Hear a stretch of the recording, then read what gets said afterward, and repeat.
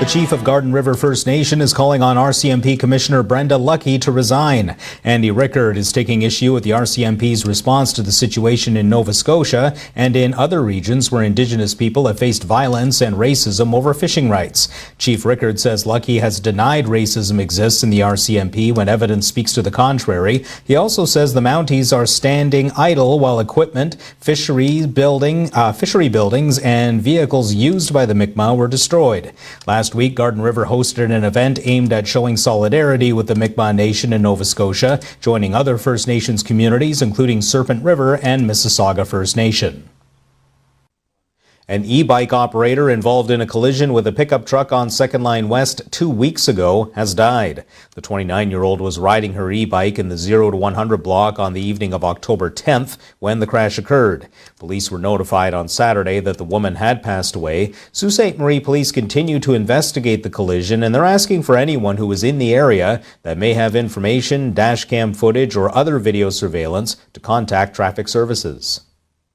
Highway 17 north near Old Mill Bay was closed for a time on Sunday as crews worked on removing a transport truck that ended up in the ditch Saturday night. North and southbound traffic near the scene was closed for several hours as the transport was righted and removed. No injuries were reported and the highway was reopened Sunday afternoon.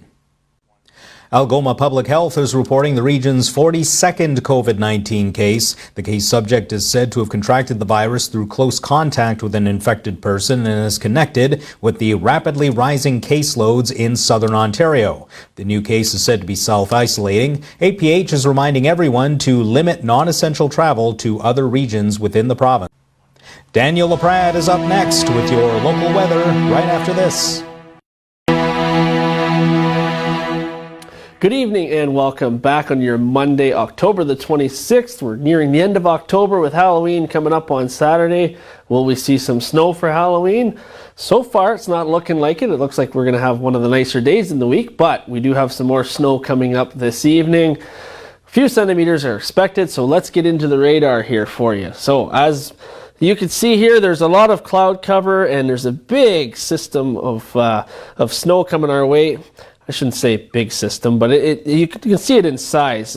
But as for centimeter wise, we're not going to get a lot. It's just covering a large area. So there we go. Not to scare everybody and think we're going to get a big snowstorm, but we are going to see this come our way through the night and move through, and we'll probably see about 5 centimeters at most. So that is passing its way through our region. As you can see, there's not much green on there, because it's going to be very cold throughout our region tonight. But let's look at our camera right now.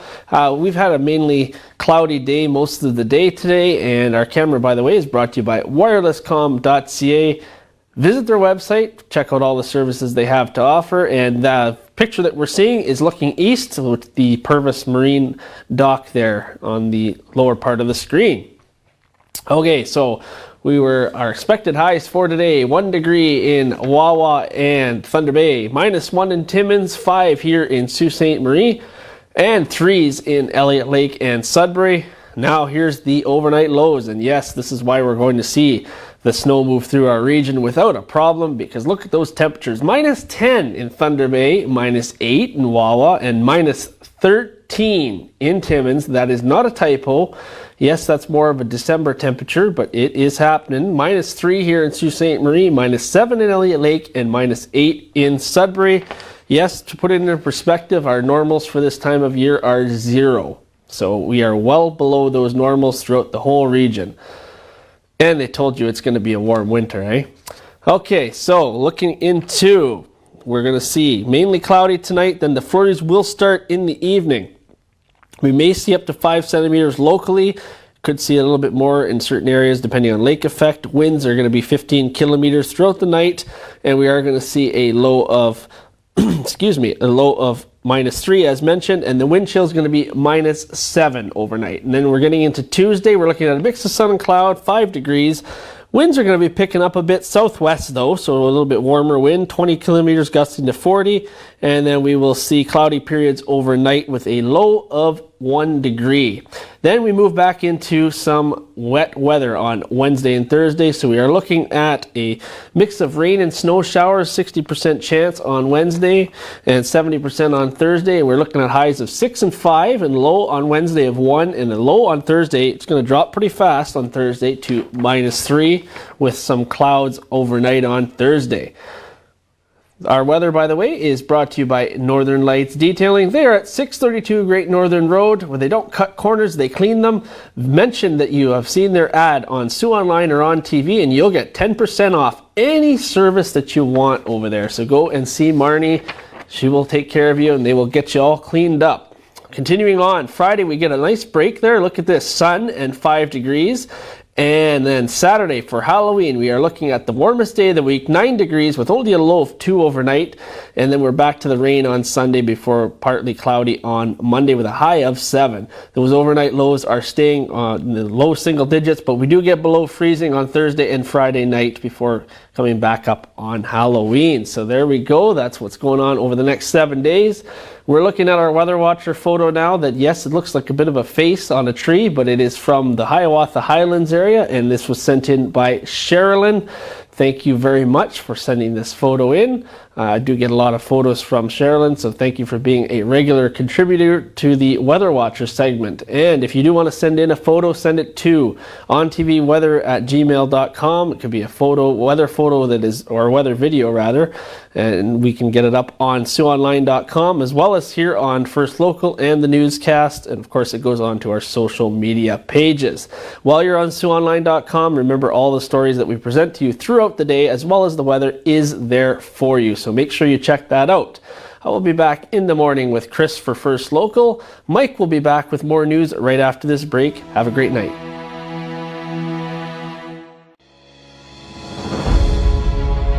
At Fit Bodies, Fit Minds, we want everyone to build a life that they love. And we teach you how to get the results you want in your mind and your body. Introducing our new small group classes to provide you with a happy and healthier life. Our small group classes are limited to 6 people to provide more personal coaching while having the supportive group environment. Classes are 10 weeks, and each week you will receive fitness and nutritional guidance that are tailored to your needs. Fit Bodies, Fit Minds, we inspire you to move. Sault Ste. Marie's Public Works and Engineering Services Department would like to inform motorists that the Albert Street and Andrew Street intersection will be closed to traffic beginning at 7 o'clock tomorrow morning.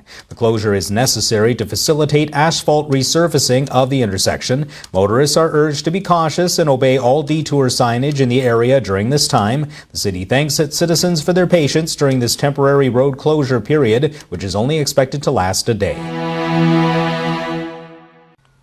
Ontario is reporting 851 new cases of COVID-19 today and 6 new deaths. Health Minister Christine Elliott says 281 cases are in Toronto, 215 in Peel Region, 90 in York Region, and 76 in Ottawa. The province says it has conducted 28,652 tests since the last daily report, with an additional 17,603 being processed.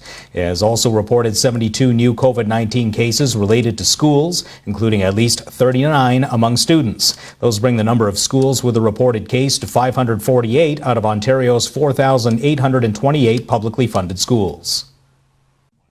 A land donation to Habitat for Humanity from the Sioux Mill Build-All plays a role in supporting affordable home ownership for Sault Ste. Marie families. Habitat aims to build safe, decent, and affordable homes for local families who are in need, able to partner with Habitat, and unable to obtain a mortgage. The nonprofit relies on public support and donations, such as the large property donated by Sioux Mill. The land is located at 661 Goulet Avenue and can accommodate approximately 5 homes. The Goulet Avenue projects, including parking, unit numbers, and height, will be determined by Habitat's design team in consultation with city departments. As per Habitat's mission, the intent of the project is to provide affordable home ownership to as many families as possible.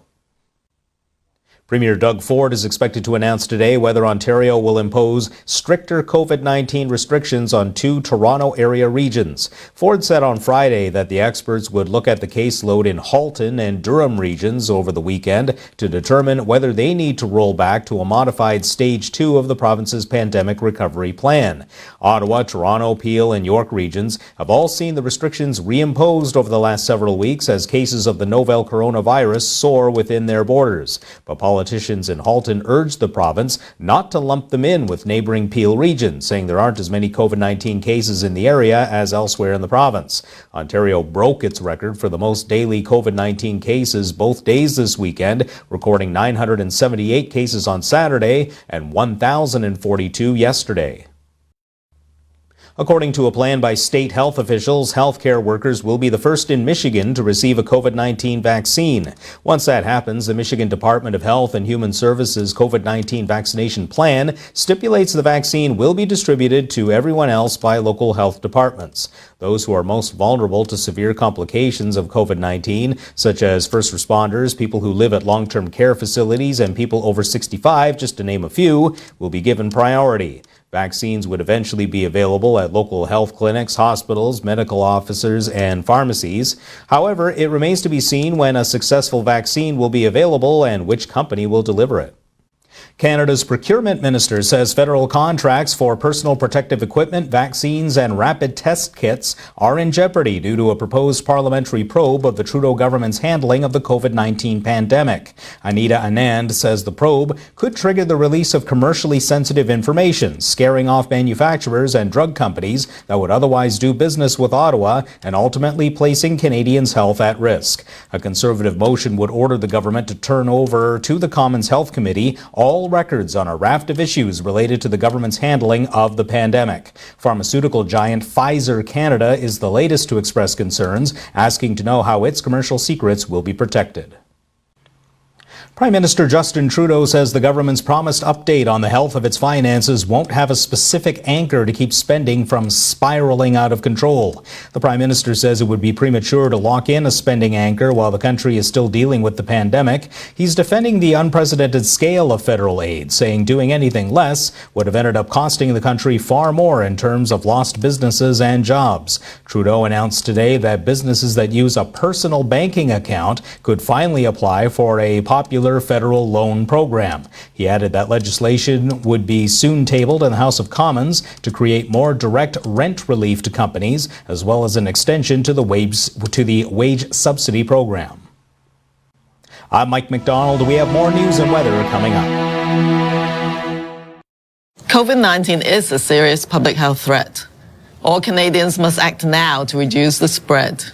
Avoid crowded places and practice social distancing.